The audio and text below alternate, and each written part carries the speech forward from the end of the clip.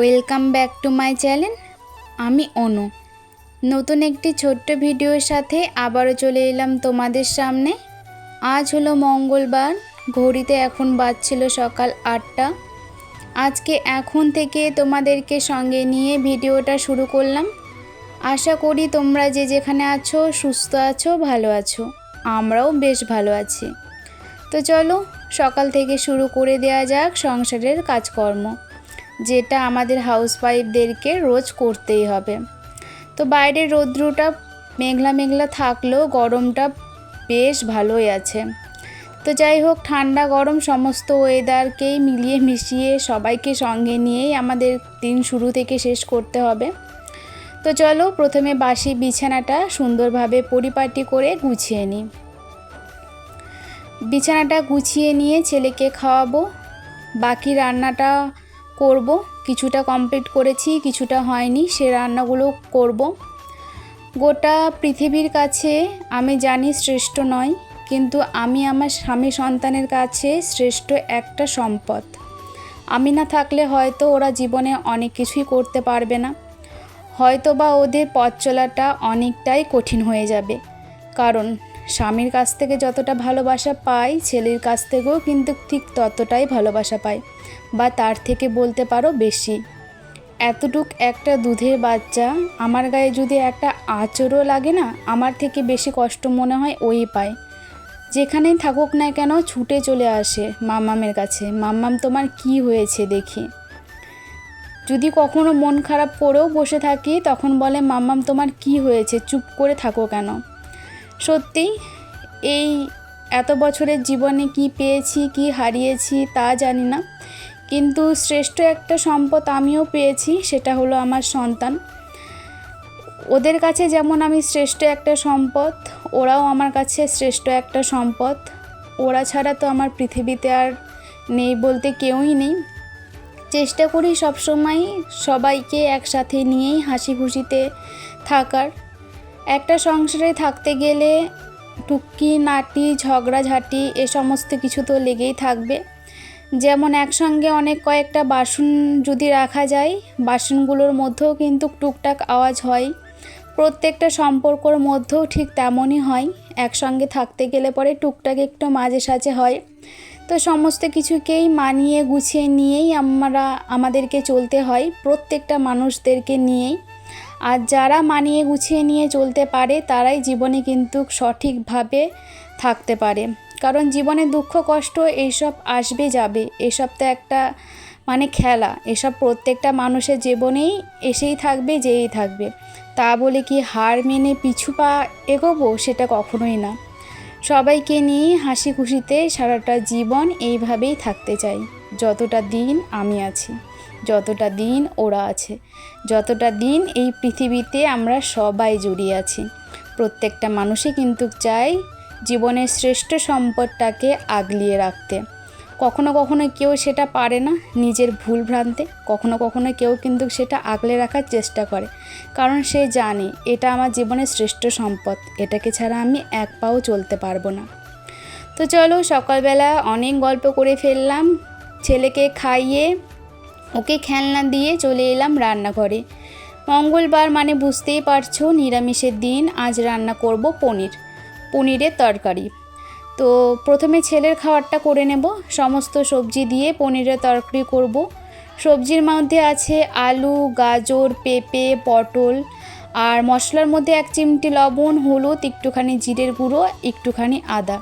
তো সমস্ত কিছু ভালো করে ভেজে নিয়ে প্রেসার কুকারে দিয়ে দেব, কারণ ওর খাবারটা ভালো করে প্রথমে কড়াইয়ে ভেজে নিই, তারপরে প্রেসারের মধ্যে দিয়ে দিই, তাহলে খুব তাড়াতাড়ি ওর খাবারটা হয়ে যায়। তো তারপরে দেখো পাঁপড় ভাজছি, পটল ভাজবো, তো পাঁপড়ও কটা ভেজে নিচ্ছি। ছেলেও পটল ভাজা খাবে না, আর ছেলের মাও তো পটল ভাজা খাবে না। তো মা ছেলে দুইজনের জন্যই পাঁপড় ভেজে নিলাম। আর বরের জন্য দেখো আজকে ডুমো ডুমো করে পটল কেটে নিয়েছি, কারণ আজকের পটলগুলো না একটু লাল লাল হয়ে গেছিলো। আর পটল একটু লাল লাল হয়ে গেলে এরকমভাবে ডুমো ডুমো করে ভেজে খেয়ে দেখতে পারো, গরম গরম ভাজা খেতে কিন্তু বেশ ভালো লাগে। যদিও বা আমি খাই না, খাবে বর, তবুও বললাম খেতে মন্দ হয় না, বেশ ভালো হয়। ওই খেয়ে যেহেতু প্রশংসাটা করে, ওই জন্যই তোমাদেরকে আমি রিভিউটা দিতে পারি। তো যাই হোক, তারপরে দেখো এখানে পনিরটা ভেজে নিলাম হালকা করে। পনির ভেজে নিয়ে এখানে আলু ক্যাপসিকাম বেশ সুন্দরভাবে ভেজে নেব। ভেজে নিয়ে আগে থেকে মশলা করে রেখেছিলাম, সে মশলাটা দিয়ে দিলাম। মশলা দিয়ে পনিরের সঙ্গে প্রথমে আলু দিয়ে বেশ সুন্দরভাবে কষিয়ে নিয়েছি, তারপরে পনিরের সঙ্গে দিয়ে এবার বেশ সুন্দরভাবে কষিয়ে নেব। পরিমাণ মতন ঝোল দিয়ে টকবক করে নামিয়ে নিলে পরেই ব্যাস রেডি হয়ে যাবে আমার পনিরের তরকারি। এখানে দেখো ঝোলটা ফুটছে টকবক করে। তো দোকান থেকে বর কিছু টুকিটাকি জিনিস এনেছে, তো চলো সেই জিনিসগুলো আমার সঙ্গে তোমরাও দেখে নাও এক ঝলকে। একটা রুটি এনেছে, ব্রেড আর বিস্কুট এনেছে, গরম মশলা এনেছে, আর পোস্ত এনেছে, আর এনেছে এক গুচ্ছ চকলেট। বাচ্চার মা হয়ে যাওয়ার পরও তোমরা কে কেমন আছো বলো তো, এখনও যারা তোমরা চকলেট খেতে ভালোবাসো। আমি কিন্তু বেশ ভালোবাসি, তো একটু আনিনি, এনেছে কিন্তু অনেকটুই। মানে এগুলো সব কিন্তু আমি খাবো, ছেলেকে তো জানোই যে এসব জিনিস আমি দিই না, বাইরের কোনো কিছুই দিই না, ওই একটু নামমাত্র যা দিই ব্যাস এতটুকুই। তো চলো সমস্ত কিছু গুছিয়ে রেখে দিই। তো ওইদিকে সমস্ত কিছু গুছিয়ে রেখে দিলাম, আর এই পাশে দেখো আমার পনির রান্নাটাও একদম কমপ্লিট হয়ে গেছে। আলুগুলো না একটু প্রেসার কুকারে এখন সেদ্ধ করে নিচ্ছি, তাতে করে একটু ঘন ঘন হচ্ছে, খেতেও কিন্তু ভালো লাগছে। আর করেছিলাম মুগের ডাল, পটল ভাজা, আর এখানে আছে আমের আচার, মিষ্টি মিষ্টি পাকা আমের, খেতে কিন্তু দারুণ লাগে। তোমরা একদিন করে খেয়ে দেখতে পারো, খেতে মন্দ লাগে না, বেশ সুন্দর লাগে। তো সমস্ত রান্না আমার কমপ্লিট। বরের ভাত খাওয়াও হয়ে গেছে, ও রেডি হচ্ছে। ওর টিফিন বাটিটা এখন রেডি করে দেব। সমস্ত কিছু যখন তরকারি করি তখন আলাদাভাবেই ওর আমি বাটিতে রেখে দিই, রেখে একটু ঠান্ডা করে দিই, কারণ যেহেতু এত গরম যদি নষ্ট হয়ে যায়। তো দেখো এখন বরমশাই চলে যাচ্ছে, আর ছেলে হয়েছে আমাদের বাড়ির দারোয়ান। যে যতবার যাবে ততবার গেট ওই খুলবে ওই বন্ধ করবে, এসব আমার ছেলেই করে।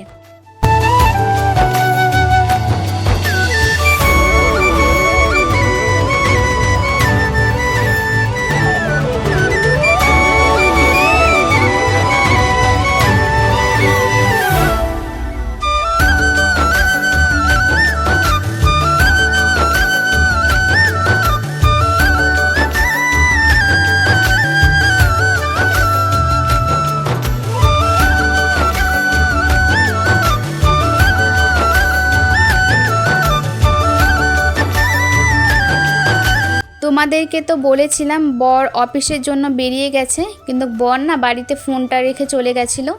তো ফোন নিতে আসার পথে আজ যেহেতু মঙ্গলবার হাটের দিন, তো দেখো কতটা আবারও আম এনেছে। প্রত্যেক দিন আমাদের বাড়িতে 2 কিলো 3 কিলো করে আম আসছে, প্রত্যেক দিন, একদিনও কিন্তু মিস হচ্ছে না। তার মানে ভাবো যে ঠিক কতটা পছন্দ করি আমরা আম খেতে।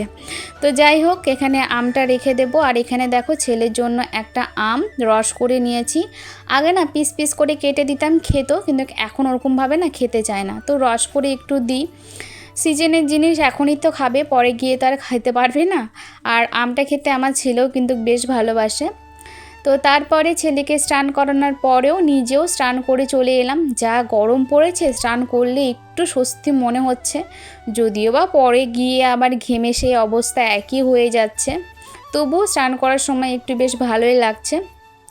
তো স্নান ধান করে চলে এলাম, এবার ভিডিও এডিটের কিছু কাজ কমপ্লিট করব। তো কাজ কমপ্লিট করে নেওয়ার পর ছেলেকে ভাত খাওয়ালাম, এবার নিজেও বসে গেছি ভাত খেতে। কি কি রান্না করেছিলাম না করেছিলাম সে সমস্ত কিছু তোমাদেরকে শেয়ার করেছিলাম। তো চলো আজকের জন্য ভিডিওটা এতখানি কি। সবাই সুস্থ থেকো, ভালো থেকো, সাবধানে থেকো। Bye bye.